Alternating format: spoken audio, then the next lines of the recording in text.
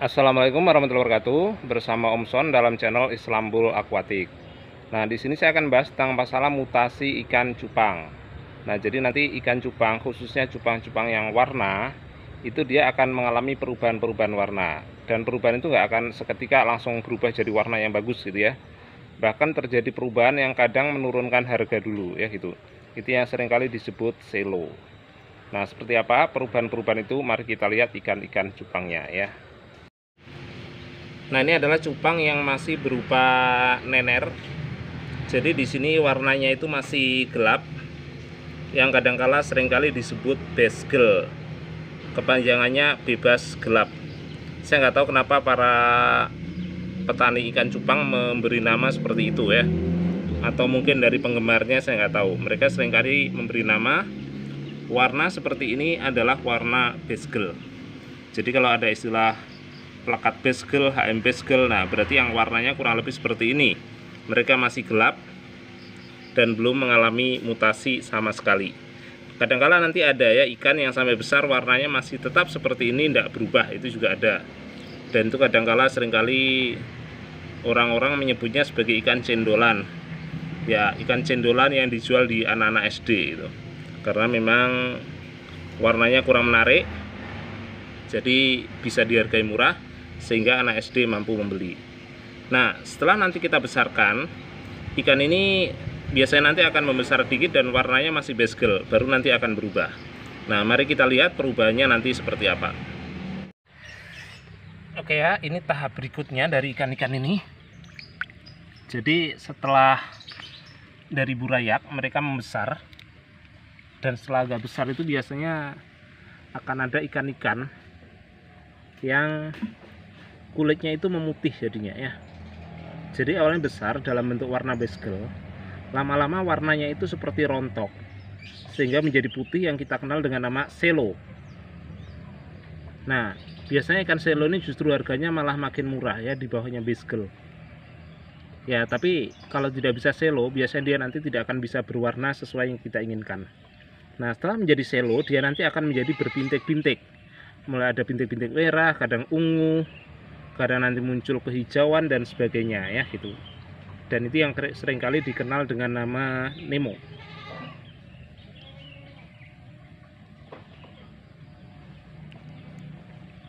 Di sini tampak sebenarnya basgelnya ada tapi sudah tinggal dikit. Rata-rata peliharaan saya hampir nggak ada basgel.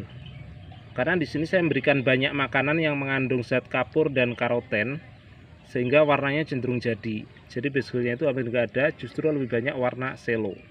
Dan akhirnya selonya ini akan mulai berbintik-bintik, dan ini menghasilkan ikan Nemo. Ya memang saya rugi kalau jadi selo ya, tapi kalau warnanya kurang saya juga rugi. Nah, kalau kita ngasih full pakai pakan berupa cacing sutra, biasanya terlalu banyak basgel, dan itu akhirnya tidak bagus.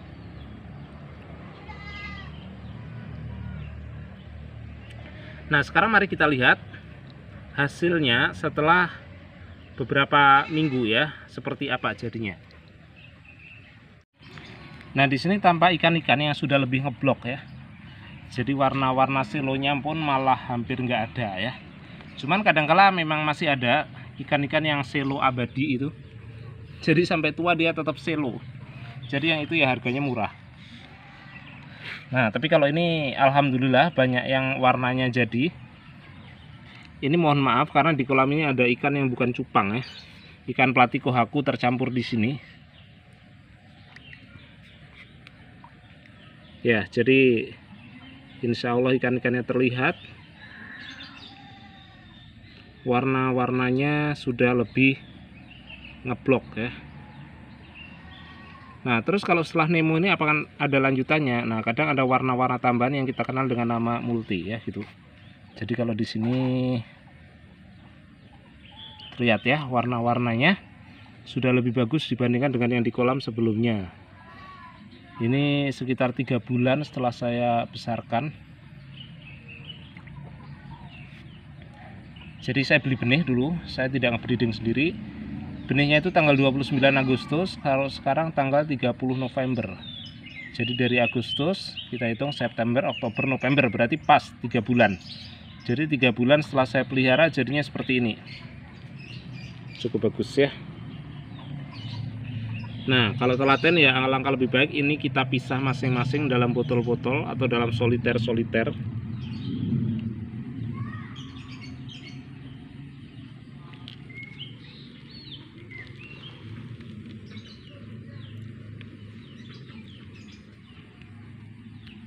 Nah, kalau kita membesarin terlalu banyak pakan yang mengandung protein, ikan akan cepat sekali besar. Namun warnanya biasanya nanti kurang bisa bagus.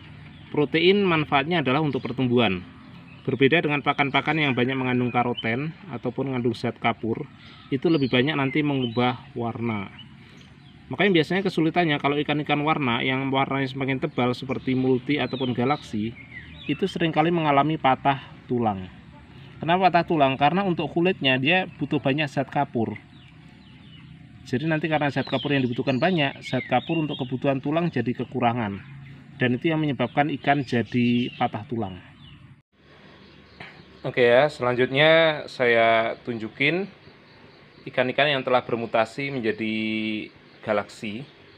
Contohnya ini ya. Jadi biasanya butuh waktu yang lebih lama untuk menjadi galaksi seperti ini. Sehingga warnanya jauh lebih indah karena ada totol-totolnya. Jadi ada totol-totol galaksi. Contohnya lagi ini.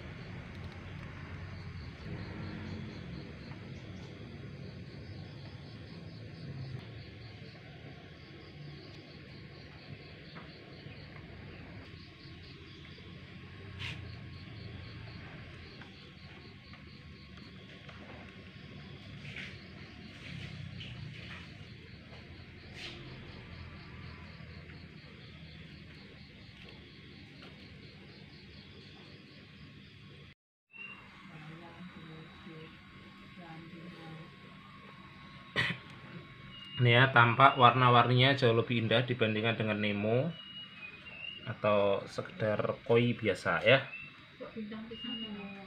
Sini galaksinya ada yang koi galaksi,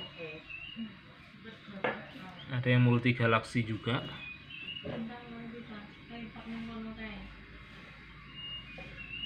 Nah, mana yang disukai ya, tiap orang punya selera sendiri-sendiri.